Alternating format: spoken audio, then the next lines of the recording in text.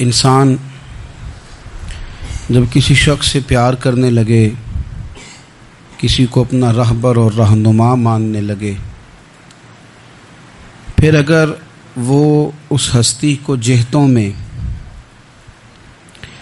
اور مختلف قسم کی سمتوں میں قید کرنے لگے تو اس کی محبت کمزور سی نظر آتی ہے۔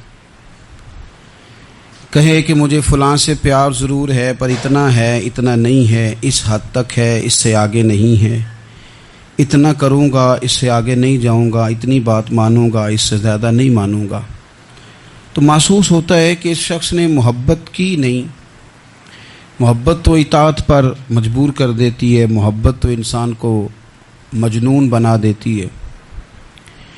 اللہ کے پیارے رسول صلی اللہ تعالی علیہ وآلہ وسلم کی محبت ہم پر ضروری قرار دی گئی۔ جس طرح حدیث پاک میں یہ فرمایا گیا نا کہ تم اتنی دیر تک مومن نہیں ہو سکتے جب تک ہر چیز سے بڑھ کر، ہر شخص سے بڑھ کر نبی پاک علیہ السلام سے پیار نہ کرو، اسی طرح قرآن مجید نے فرمایا کہ فلا و ربک، اے محبوب ہمیں آپ کے رب کی قسم، اے محبوب آپ کے رب کی قسم، لا یؤمنون حتی یحکموک فیما شجر بینہم، یہ اس وقت تک مومن نہیں ہو سکتے جب تک اپنے ہر معاملے میں آپ کو حاکم تسلیم نہ کر لیں۔ یہ آپ کو حاکم تسلیم کر لیں، ہر بات میں آپ کا حکم ماننے لگیں تو آپ کا رب پھر ان کو مومن مانے گا۔ ہر معاملے میں، نماز پڑھنے میں بھی نبی پاک کا حکم ماننا ہے، اور شادی کرنے میں بھی نبی کریم کا حکم ماننا ہے، روزہ رکھنے میں بھی حضور کا حکم ماننا ہے، اور تجارت کرنے میں بھی نبی کریم علیہ السلام کا حکم ماننا ہے۔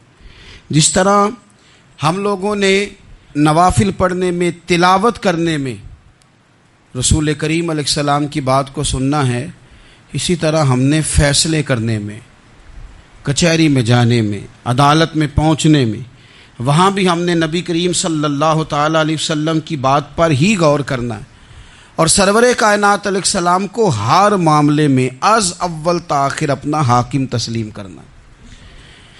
جب ہم اس مفہوم کو سادہ لفظوں میں لیتے ہیں نا کہ ہر معاملے میں حضور سید عالم صلی اللہ علیہ وسلم کا قول فیصل ہوگا، تو پھر ہم کہتے ہیں کہ دنیا میں جب نظام مصطفیٰ نافذ ہو پھر حضور کا قول فیصل ہے۔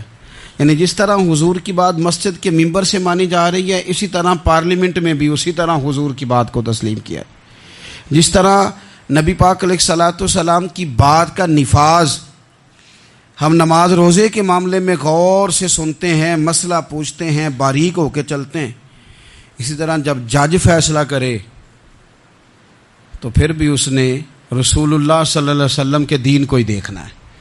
نظام مصطفیٰ صلی اللہ علیہ وسلم جب نافذ ہوگا، دنیا میں حضور کا قانون جب نافذ ہوگا تو پھر ٹھنڈی ہوا چلے گی۔ مسلمانوں کا یہ مسئلہ ہے کہ یہ نبی پاک سے پیار تو کرتے ہیں اور الحمدللہ بڑا کرتے ہیں، لیکن یہ پیار کو جہتوں اور سمتوں میں قید کرتے ہیں۔ یعنی مسجد میں آ کے درود شریف پڑھتے وقت اگر حضور کے غلام ہوتے ہیں تو فیصلہ کرتے وقت اور اپنے حق میں فیصلہ سنتے وقت، اس وقت بھی ہمیں نبی پاک کا ہی غلام ہونا چاہیے۔ ہمیں ووٹ لیتے وقت بھی حضور کے غلام اور ووٹ دیتے وقت بھی نبی پاک صلی اللہ علیہ وسلم کے غلام۔ جب تک نظام نافذ نہیں ہوتا، نظام، یورپ کو آپ کی نماز سے تکلیف ہی کوئی نہیں، تو نماز پڑھنے کے لیے مسجدیں بنانے کی اجازت دیتے ہیں، قرآن پاک جتنا مرضی آپ وہاں پڑھیں وہ اجازت دیتے ہیں، آپ زکاتیں دیں جتنی مرضی، وہاں سے لوگ چندے اکٹھے کر کے یہاں نہیں لے آتے، کریں جو مرضی۔ ان کو آپ کی نہ نماز سے پریشانی ہے، نہ مسئلہ زکوٰۃ سے پریشانی ہے، نہ صوم و صلات سے مسئلہ ہے۔ ان کو تو مسئلہ یہ ہے کہ کچہری میں کہیں نبی پاک کا دین نہ آ جائے، ان کو تو مسئلہ یہ ہے کہ کہیں پارلیمنٹ میں حضور کا دین نہ آ جائے۔ دو قومی نظریے کیا ہیں اور نظریہ پاکستان کیا ہے جس کی بنیاد پر پاکستان بنا؟ بڑے ٹھنڈے دل سے میری بات کو سمجھیے گا۔ پاکستان اگر اچھی سڑکوں کے لیے، ترقی کرنے کے لیے بنا تھا تو یہ ترقی ہندوستان میں رہ کے بھی ہو سکتی تھی۔ انڈیا والے کہتے ہیں کہ ہم نے ترقی نہیں کرنی، کچی سڑکوں پہ چلنا ہے، ہم نے ٹیکنالوجی نہیں بنی، یہ کام وہاں بھی ہو سکتا تھا۔ اگر آپ یہ کہیں کہ پاکستان جمہوریت کی مضبوطی کے لیے بنایا تھا کہ ڈکٹیٹر کوئی نہیں آئے گا، صرف جمہوری قوتیں کام کریں گی، تو جمہوریت میں تو انڈیا بظاہر آگے نکل گیا ہے، ان کی جمہوریت تو زیادہ اچھی نظر آتی ہے، کبھی ڈکٹیٹر نہیں آیا۔ آپ نے پاکستان کیوں بنایا؟ اگر آپ نے یہی کام کرنے تھے، فحاشی اور یعنی اور جو مرضی جس کے من میں آئے کرے، اور کوئی فرق نہ ہو یہاں کے اور وہاں کے کلچر میں، رشوت خوری، بھتہ خوری اور ناجائز فروشی، سارے کام اگر ہونے تھے تو یہ کام وہاں بھی ہوتے ہیں، پاکستان کیوں بنا؟ کیوں اتنی ساری 40,000 لوگوں نے اپنی جانوں کی قربانیاں دیں؟ دنیا کی سب سے بڑی ہجرت ہوئی ہے، سب سے بڑی، جب پاکستان بنا، یہ سب سے بڑی ہجرت تھی، اتنی بڑی ہجرت ہی کبھی نہیں ہوئی۔ کیوں اتنا کچھ ہوا؟ وہ اس لیے ہوا کہ ہمیں بتایا گیا تھا کہ وہاں نہ سوشلزم، نہ وہاں خالی جمہوریت کا راگ الاپا جائے گا، بلکہ ایک بلند نعرہ لگایا گیا تھا۔ نعرہ کیا تھا؟ پاکستان کا مطلب کیا؟ پاکستان کا مطلب کیا؟ لا الہ الا اللہ محمد رسول اللہ صلی اللہ علیہ۔ یہ عنوان بنایا گیا۔ غریب آدمی کو بتایا گیا کہ جب پاکستان بنے گا تو وہاں حضور کا نظام نافذ ہوگا، جاگیردار کی اور غریب کی تفریق ختم ہوگی۔ جس طرح امیر کے بچے کو کالج میں داخلہ ملے گا، غریب کے بچے کو بھی ملے گا۔ وہاں بتایا گیا کہ لوگ وہاں ہر لحاظ سے اپنے آپ کو برابر سمجھیں گے۔ وہاں وہی بات ہوگی جو جناب صدیق اکبر کرتے تھے، وہاں وہی جملے دہرائے جائیں گے جو حضرت عمر فرماتے تھے، وہاں اسی طرح غریب پر سخاوت کی جائے گی، اسے دیا جائے گا جس طرح حضرت عثمان غنی کرتے تھے، وہاں اسی طرح فقر کا دور دورہ ہوگا، سادگی کا حسن ہوگا، اپنائیت کا نور ہوگا جو مولا علی شیر خدا نے عطا فرمایا تھا۔ اس سوچ کی بنیاد پر پاکستان بنایا گیا، اس سوچ کی بنیاد پر، اور اسی سوچ کو آگے لے کر کے جایا گیا۔ کوئی سیاسی پارٹی اب یہ بات نہیں کرتی۔ دو قومی نظریے کا معنی یہ تھا کہ ہندو الگ قوم ہے، مسلمان ایک الگ قوم ہے، ان کا رہنا سہنا، اٹھنا بیٹھنا، کھانا پینا الگ ہے، ہمارا اٹھنا بیٹھنا، کھانا پینا، سارے معاملات الگ ہیں، تہذیب و تمدن الگ ہے، لہذا ہمیں الگ سے خطہ چاہیے جہاں ہم اسلامی نظریات کے مطابق آزاد ہو کے اپنا وقت گزار سکیں۔ اس دو قومی نظریے کی بنیاد پر، دو قومی پہلے تو علامہ اقبال اس کے قائل نہیں تھے۔ علامہ اقبال کا پہلے خیال یہ تھا کہ سارے جہاں سے اچھا ہندوستان ہمارا، یہ اقبال نے لکھا تھا۔ پھر اقبال کہتے ہیں میری سوچ بدلی، اور پھر میں نے کہا کہ نہیں، خطوں کے زور پہ نہیں، آپ رنگ نسل کے زور پہ نہیں، بلکہ کہنے لگے کہ اپنی ملت پر قیاس اقوام مغرب سے نہ کر، خاص ہے ترکیب میں قوم رسول ہاشمی۔ آپ جو تقسیم کریں گے، یہ جو تقسیم ہوئی ہے نا عرب کی، یہ مذہب کی بنیاد پہ نہیں ہوئی، یہ تو ان کی ذاتی لڑائیاں تھیں، چھوٹا سا دبئی بن گیا، چھوٹا سا مسقط، چھوٹا سا ابو ظبی، یہ تو ان کی ذاتی لڑائیاں تھیں، قبیلوں کی لڑائیاں تھیں، جنگیں تھیں، چھوٹے چھوٹے ملک الگ سے تقسیم ہو گئے۔ یہ مذہب کی بنیاد پہ ایسا نہیں ہوا۔ دنیا میں جتنی ریاستیں ٹوٹ کر بڑی ریاستوں سے الگ ہوئی تو اس میں یہ تھا کہ ہماری قوم الگ ہے، ہم سردار علیحدہ سے ہیں، اس لیے ہم علیحدگی پسند ہیں۔ دنیا کے اندر دو ہی وطن ہیں جو دین کے نام پہ بنے، دو ہی اسٹیٹ ہیں جو اسلام کے نام پر وجود میں آئیں، پہلی مدینہ منورہ ہے اور دوسری پاکستان ہے۔ خالص مذہب کے نام پر یہ دو ریاستیں وجود میں ہیں، ایک مدینہ طیبہ اور دوسرا پاکستان۔ پاکستان کا مطلب کیا؟ لا الہ الا اللہ محمد رسول اللہ صلی اللہ علیہ وسلم۔ اس بنیاد پر اس وطن کو، خطے کو حاصل کیا گیا، یہی نعرہ لگایا گیا، یہی نعرہ محمد علی جناح لگاتے تھے، یہی ڈاکٹر اقبال لگاتے تھے، یہی نعرہ چودھری رحمت علی لگاتے تھے، یہی وہ نعرہ تھا جس نعرے کو تحریک پاکستان کے قائدین نے آگے پہنچایا۔ اس زمانے میں جو رائٹر لکھتے تھے ان کی تحریریں آپ آج بھی نکال کے دیکھ لیں، وہ کہا کرتے تھے کہ پاکستان قائم ہوگا تو امیر غریب کی تفریق ختم ہوگی، پاکستان میں وہی نظام آئے گا جو نظام رسول پاک صلی اللہ علیہ وسلم لے کے آئے، قرآن کو نافذ کر دیا جائے گا۔ یہ اس زمانے کے لوگ لکھا کرتے تھے، بیان کرتے تھے، اسی کا ابلاغ ہوتا تھا۔ پتہ نہیں پھر کس کی نظر لگی، کیا ہوا، اور تحریک پاکستان میں جذباتی طور پر علماء نے کردار ادا کیا۔ علماء نے، حضرت مولانا عبدالحامد بدایونی، حضرت مولانا سید نعیم الدین صاحب مراد آبادی، حضرت مولانا عبدالعلیم صاحب میرٹھی، اور ایک بڑا نام امیر ملت حضرت پیر سید جماعت علی شاہ صاحب محدث علی پوری، 100 سال سے زیادہ عمر کے بابا جی تحریک پاکستان کے لیے جلسے ہو رہے ہیں۔ بابا جی سے اٹھا نہیں جاتا، تو جس طرح 4 لوگ چارپائی پہ جنازہ اٹھاتے ہیں، اس طرح 4 لوگوں نے چارپائی پہ بابا جی کو اٹھایا ہوا ہے، امیر ملت سید زادے، اور چارپائی ان کی اٹھا کے جلسوں میں لے جائی جاتی ہے، اور وہ تقریریں کرتے ہیں اور کہتے ہیں سنو بھائی، جو مسلم لیگ کو ووٹ نہیں دے گا پھر ہم اس کا جنازہ بھی نہیں پڑھائیں گے، جو ووٹ نہیں دے گا ہم دفن بھی نہیں ہونے دیں گے اپنے قبرستانوں میں، جو ووٹ نہیں دے گا ہمارا مرید ہی نہیں۔ اتنے جذبات میں لا کے 40,000 لوگوں نے قربانیاں دیں۔ ایک نظریہ تھا کہ ہندو الگ قوم ہے، مسلمان ایک، اور پھر پاکستان بنایا گیا۔ آج کیا دھما چوکڑی ہے، کیا ذاتوں پاتوں کی بنیاد پر؟ یہ تو ہندوؤں کا طریقہ تھا کہ وہ ذاتیں پاتیں گنتے تھے کہ یہ برہمن ہے، یہ شوتری ہے، یہ کھتری ہے، یہ فلانا ہے، یہ ہمارے گھر نہیں آ سکتا، یہ نیچ ہے۔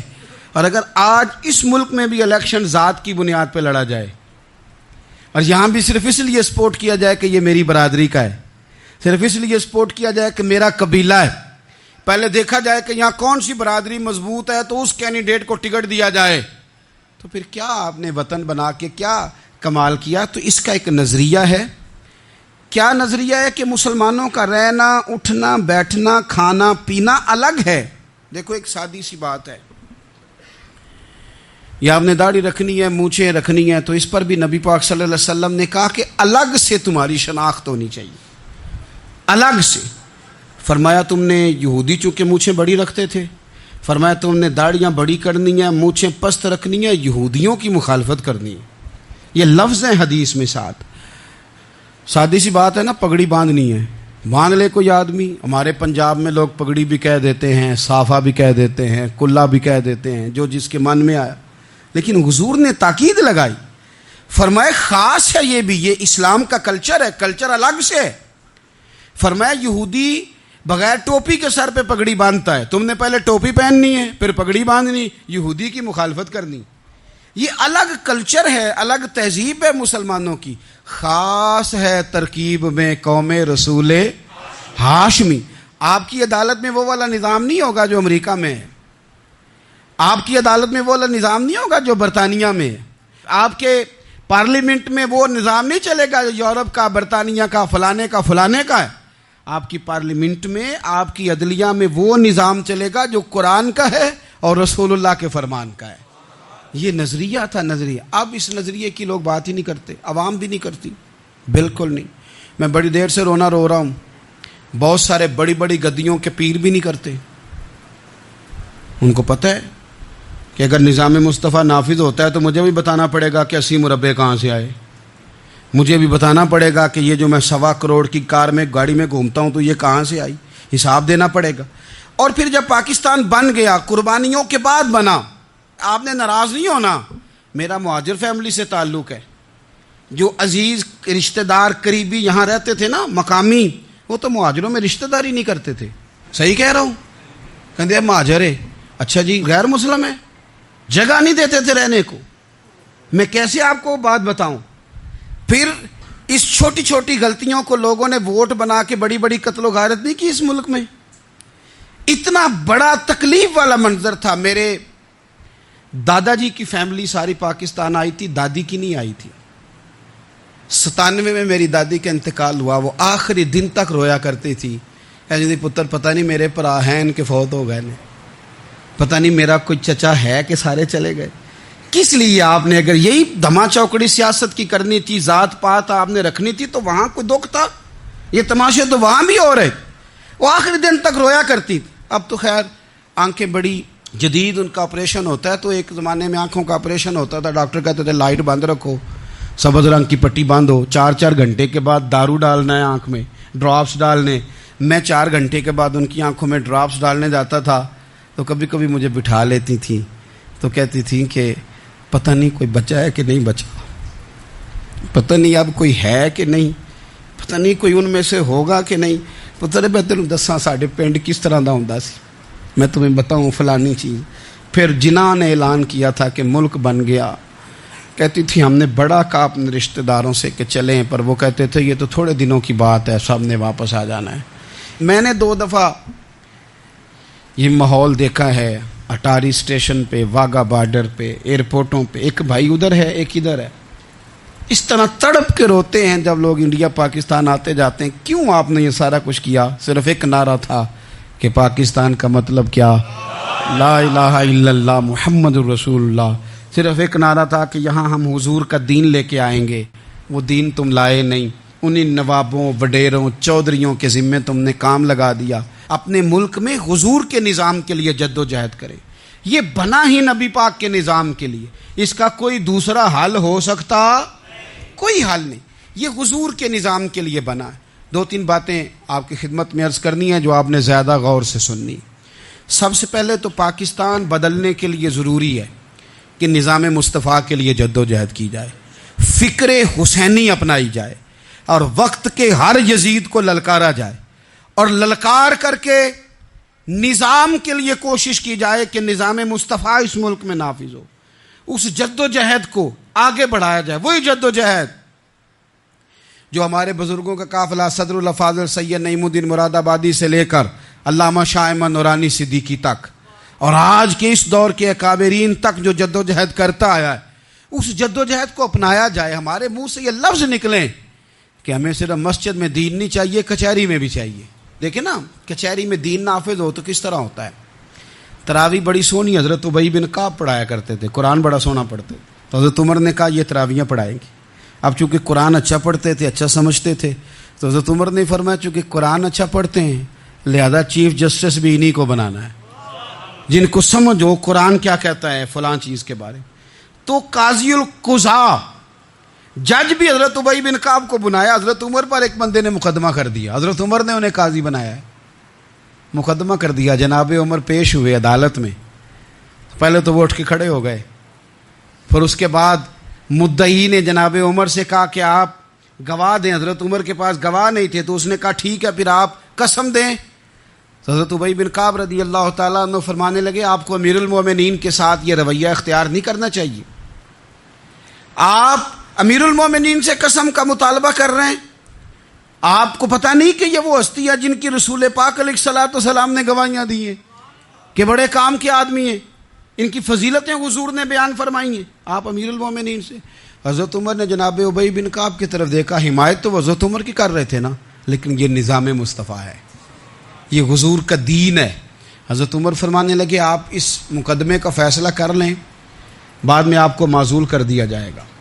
یہ آپ نے کیا کہا کہ امیر المومنین سے مطالبہ نہ کریں؟ فرمایا میں جتنا مرضی بھی معزز ہوں تو نبی پاک کی قاعدے کے اندر نا, جو قانون حضور نے دیے میں اس کے اندر ہوں. کسی کا اعزاز اسے قانون سے باہر لے کر نہیں جاتا. میں قانون میں ہوں اور نظام مصطفیٰ کی سائے کے نیچے ہوں. سب سے پہلے تو نظام مصطفیٰ کا مطالبہ کریں. دوسرا میں آپ کو ایک بات عرض کروں, ایک ہوتا ہے گھر, ایک ہوتا ہے قبرستان, ایک ہوتا ہے گھر, ایک ہوتا ہے ڈیرا.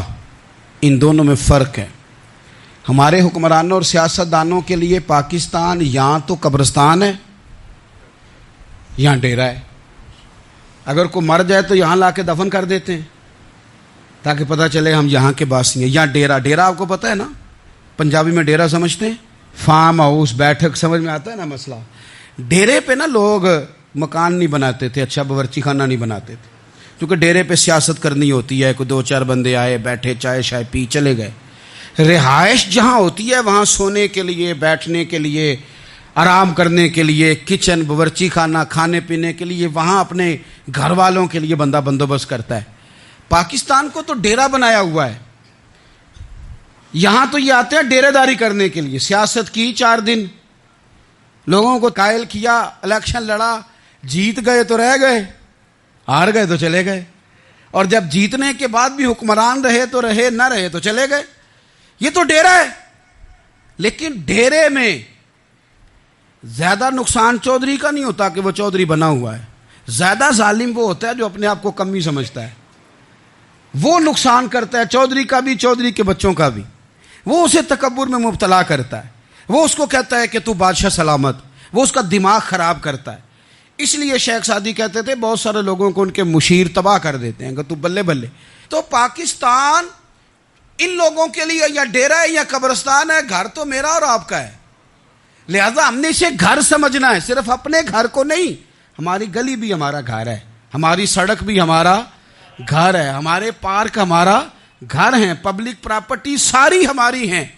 ہم نے حکمرانوں کا صرف انتظار نہیں کرنا، ہم نے ریپر دیکھ کے پھینکنا ہے کہ گھر ہمارا ہے، ہم نے سڑک پہ کچرا دیکھ کے پھینکنا ہے کہ گھر ہمارا ہے، ہم نے اس کے ذروں سے، اس وطن کی مٹی سے پیار کرنا ہے۔ اور یہ آپ چھوڑ دیں کہ سندھ میں فلانے کی حکومت ہے اور خیبر پختونخوا میں فلانے کی حکومت ہے، پنجاب فلانے کا ہے اور بلوچستان فلانے کا ہے، یہ باتیں آپ چھوڑ دیں۔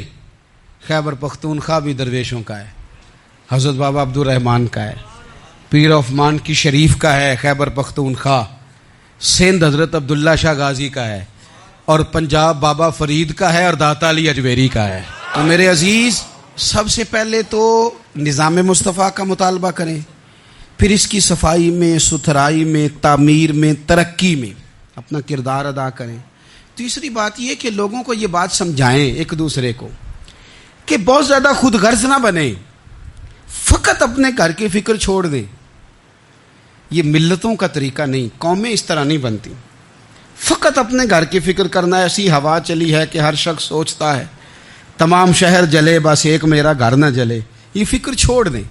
دیکھیں نا، ہمیں بتایا گیا، نبی کریم صلی اللہ تعالی علیہ وسلم کے فرمان نے بتایا کہ 40 گھر آگے، 40 گھر پیچھے، 40 گھر دائیں، 40 گھر بائیں، یہ تیرے پڑوسی ہیں۔ اور سخاوت تو کہاں سے شروع کر؟ حضور نے جناب ابو ذر غفاری سے فرمایا تھا کچھ نہ ہو سکے تو شوربہ ہی زیادہ پکا لیا کر، اسی سے پڑوسیوں کا بھلا کر۔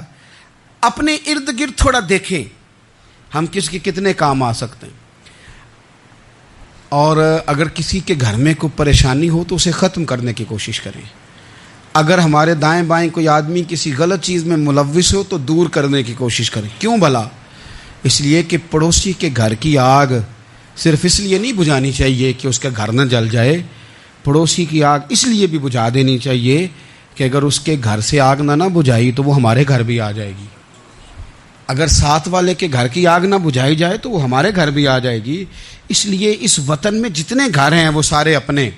ایک آخری بات آپ حضرات کی خدمت میں بڑی درد مندانہ میں نے عرض کر دی، درد مندانہ۔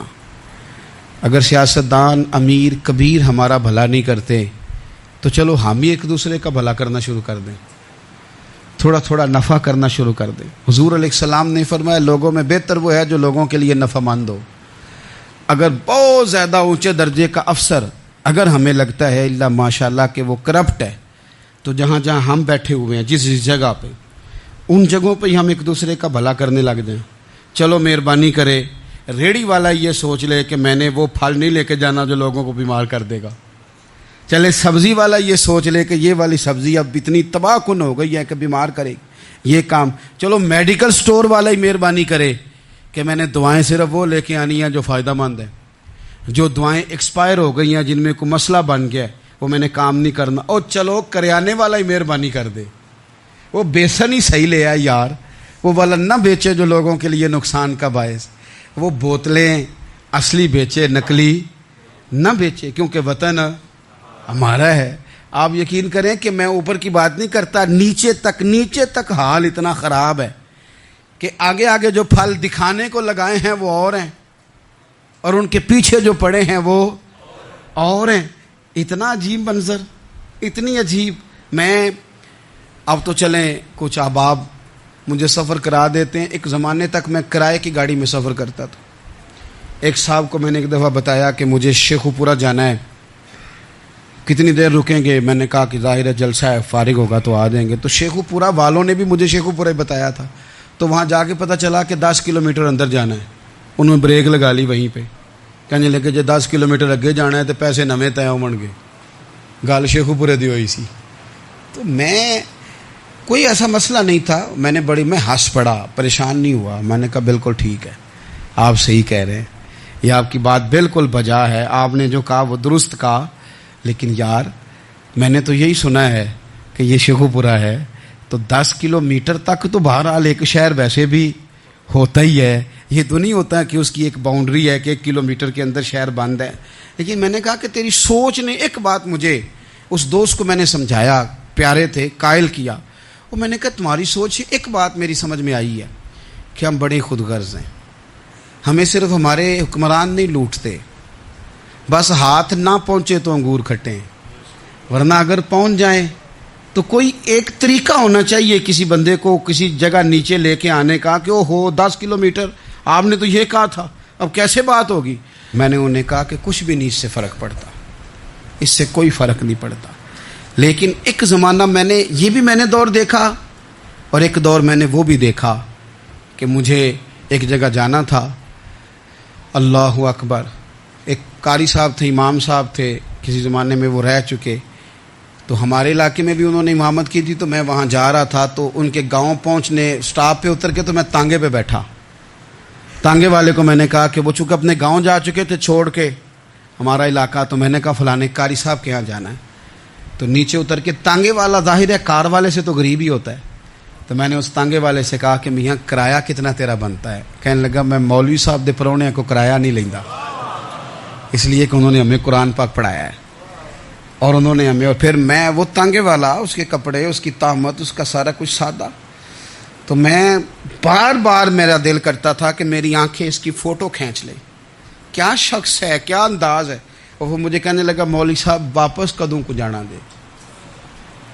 میں نے ان سے کہا کہ میں نے نا جی شام کو ہی واپس لوٹ جانا ہے، تو کہنے لگے میں ڈیگر کو تک تہاڈا ویٹ کراں گا، تے میں تانوں ڈیکاں گا، ایک سواری کٹ پاواں گا، میرا دل کردا ہے مولوی صاحب دا پرونا واپس بھی فری جائے، کیا اس کی آمدن ہوتی ہے تانگے والے کی؟ وہ بندہ بھی یاد رہ گیا، یہ بندہ بھی یاد رہ گیا، خدا را ہم یاد رہیں گے، مہربانی کریں آپ ایک دوسرے کا تھوڑا تھوڑا بھلا کریں، ایک دوسرے کی تھوڑی تھوڑی خیر کریں، ایک دوسرے کا تھوڑا تھوڑا نظریہ۔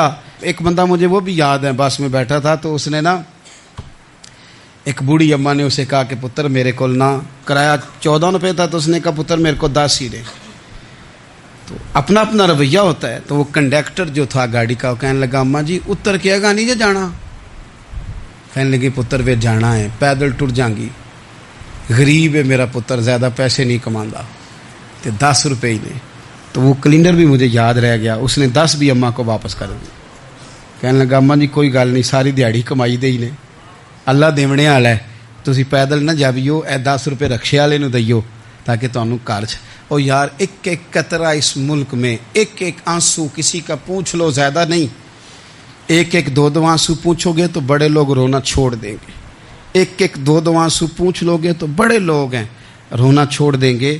میں چونکہ غور سے چیزوں کو، میرا حافظہ بڑا اچھا ہے تو میں دیکھتا رہتا ہوں۔ میری ہمشیرہ کی شادی تھی تو میں نے ایک فرنیچر والے سے بات کی، میں نے کہا بھائی اس طرح کر کے فرنیچر بنانا ہے، تو کہنے لگا گھر واسطے یا کسی تھی نو دینا جے؟ وڈیرے بابا جی۔ میں نے کہا جی نہیں۔ کہنے لگا حضرت جی جویں دل کرے گا کر لیا جے، تیاں تہانیاں دا اونج بھی حصہ ہوندا ہے، تو میں بیٹیوں کے لیے، او بھائی نہ کوئی اس میں کمی ہوئی، غریب آدمی تھا نہ میں نے کوئی کمی کی، ہو گئی بات، پر بابا تو یاد رہ گیا نا۔ او بھائی تھوڑا تھوڑا نا، یہ وطن ہمارا ہے، تیاں بھی سانجیاں ہوندیاں نے تے انہاں دے دکھ بھی سانجے۔ اسی بڑے چنگے لوگ جے، ساڈے وڈیرے سانوں اے نہیں سن کہندے فلانے دا جوائی ہے، وہ سانوں کہن سن ساڈے پنڈ دا جوائی ہے۔ اور چودھریوں کا بچہ بھی اتر کے سلام کر کے کہتا تھا پا جی تہاڈا بیگ میں نہ چالاں، گھر نہ چھڈ آواں، اپنا کلچر واپس لے آؤ، نہیں چاہیے ہمیں زیادہ موبائل، کونی ضرورت ہمیں ٹیکنالوجی کی، کونی اتنی لمبی چوڑی فوٹو کی، واپس آؤ۔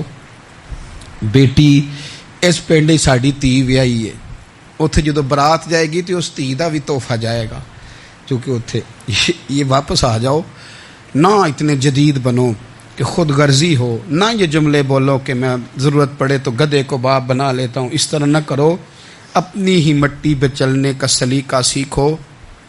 کسی کے سنگ مرمر پہ چلو گے تو پھسل جاؤ گے۔ پیار بانٹیں، یہ وطن ہمارا ہے، ہم نے یہاں مل کے رہنا۔ چھوٹے چھوٹے تعاون ایک دوسرے کے ساتھ کرو گے تو وطن میں اخوت بڑھے، پیار بڑھے گا، للہیت میں اضافہ ہوگا۔